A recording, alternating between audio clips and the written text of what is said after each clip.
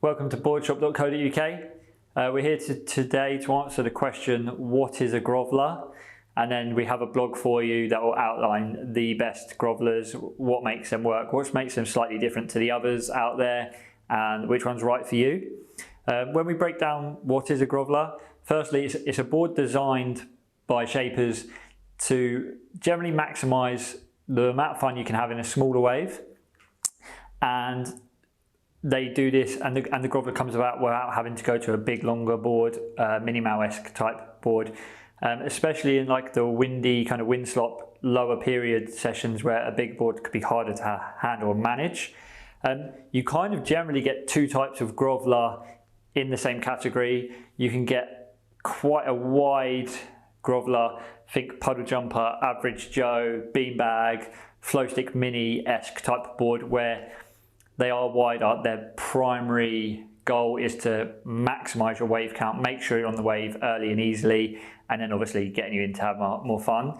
You then do have a more performance small wave board, but it is still classed as a groveler. Boards like the Paizo Gremlin, the Puddle Jumper HP, the Ultra Joe from Channel Islands, and many others out there as well. The difference in these is they're a little bit more pulled in, but they're still super flat. So all grovelers will have a really flat rocker, really low entry rocker through here, and generally wider tail bases as well. You'll see that they most of the time have like kind of a thummy squash tail. Some of the beanbags and the flow stick minis and stuff will have a wider round tail, so it's not giving you that grip, it's just a wider tail. And boards like the sweet potato and other boards from Firewire, like the baked potato, have a really wide, sometimes it's like a diamondy kind of squash tail. It's not really a swallow. That's to keep your wave catching ability coming where the tail is nice and stable, it can push you along. The flat rocker gives you great paddle speed and wave entry. Most of the foam will be distributed under your chest. The wide point will be forward of center, all to promote wave catching ability, all to get you in. And the flatness of the rocker will also carry your speed. So if you hit flat sections or weaker sections of waves, you're still able to make the most of those. The squash tail will allow an easy release as well. So if you are in smaller waves, you can still turn the board and get a move in.